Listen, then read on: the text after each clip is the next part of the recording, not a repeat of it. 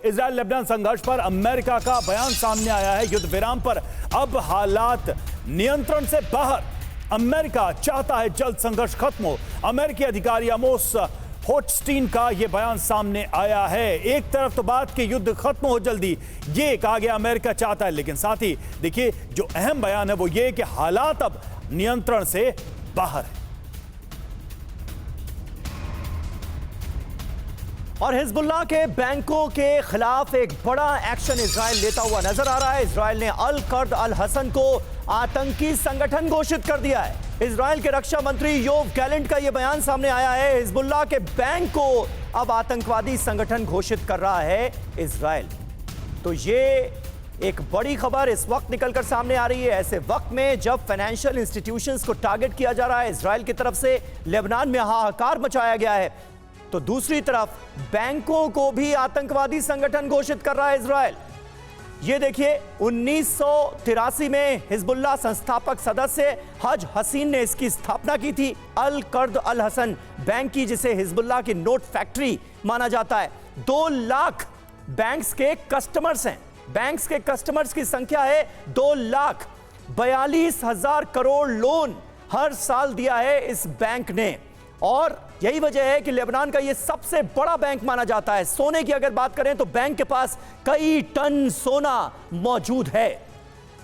और इसी बैंक से हिजबुल्लाह का सारा खर्च चलता है। सबसे अहम बात यह है कि यह बैंक ऑपरेशनल है हिजबुल्लाह के सारे एक्सपेंसेस के लिए। हिजबुल्लाह मेंबर्स को इंटरेस्ट फ्री लोन मिलता है इस बैंक से, और बैंक से हिजब लड़ाकों को वेतन भी मिलता है। सैलरी अकाउंट्स भी इसी बैंक से अटैच है जितने भी लड़ाके हैं। तो आप समझिए कि इस बैंक को टारगेट करके कहां पर चोट की गई है इजराइल की तरफ से।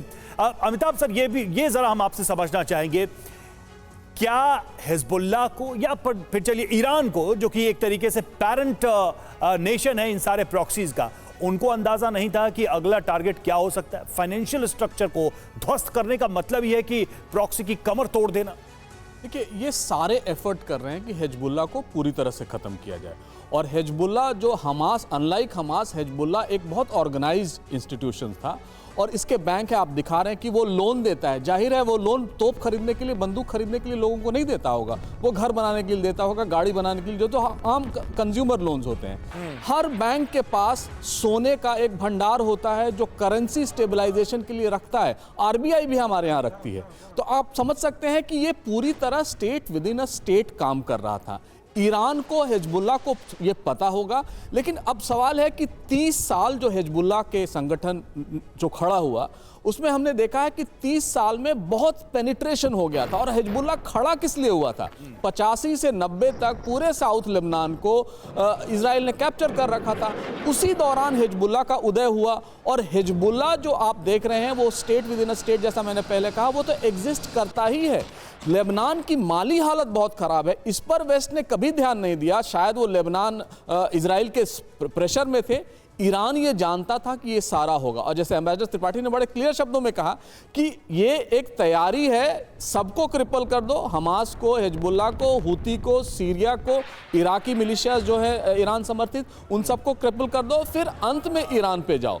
तो ये उसी स्ट्रैटेजी का पार्ट है कि इनको ख़त्म किया जाए, फिर ईरान के पास जाएंगे। लेकिन ईरान पर किस तरह अटैक किया जाएगा, उसका डायमेंशन क्या होगा, उसका नेचर क्या होगा, अमेरिकी पॉलिटिक्स उसमें कैसे इन्वॉल्व हो जाएगी, ये सारे ज्वलंत प्रश्न हैं जो अभी एड्रेस करना होगा ईरान को अटैक करने के। बिल्कुल सही बात है। और मनीष, अभी आतंकवाद की परिभाषा क्या हो, इसी पर आप बात कर रहे थे, और वेस्टर्न वर्ल्ड ने, अमेरिका ने जो परिभाषाएं गढ़ी हैं उसका हम जिक्र कर रहे थे, और ये खबर आ जाती है कि लेबनान के सबसे बड़े बैंक को ही आतंकी संगठन इजराइल ने घोषित कर दिया। असल निशाना क्या ईरान है? वो ईरान जो इस पूरे के पूरे रीजन में इकलौती चुनौती अमेरिका को देता हुआ अब तक आया है।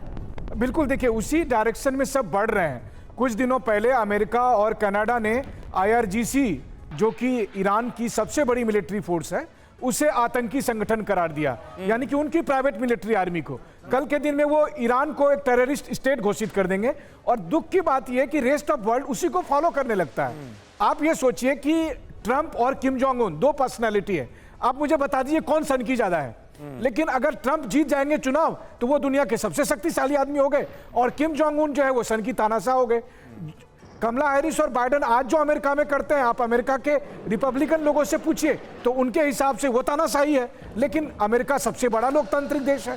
तो कहने का मतलब यह है कि पश्चिमी देश जो कर रहे हैं वो सही है। अगर उनकी नजर, उनका दुश्मन पूरी दुनिया के लिए हो जाता है। यही वजह है कि जब रूस यूक्रेन युद्ध शुरू हुआ और विदेश मंत्री जयशंकर से यूरोप में पूछा गया तो उन्होंने ये कहा था कि यूरोप को और इस बहाने पश्चिमी देशों को इस मानसिकता से निकलना होगा कि उनका दुश्मन ही बाकी देशों का दुश्मन है। यही वजह है कि भारत ईरान के साथ संबंध रख रहा है, भारत नॉर्थ कोरिया के साथ संबंध रख रहा है, भारत लेबनान के साथ भी संबंध, लेकिन भारत इजराइल के साथ भी संबंध रख रहा है। और हम इस कॉन्फ्लिक्ट को इस रूप में नहीं देख रहे कि हिजबुल्लाह एक टेररिस्ट ऑर्गेनाइजेशन है, हमास एक टेररिस्ट, ये एक पॉलिटिकल प्रॉब्लम है। बिल्कुल अमेरिकन व्यू से हम कैसे देख सकते हैं? आज देखिए ब्रिक्स में शामिल होने के लिए हमारे प्रधानमंत्री गए हैं रूस हमारा सबसे सच्चा दोस्त है, लेकिन अमेरिका की नजर में रूस क्या है ये दुनिया से छिपा नहीं है, आज से नहीं बल्कि दशकों से।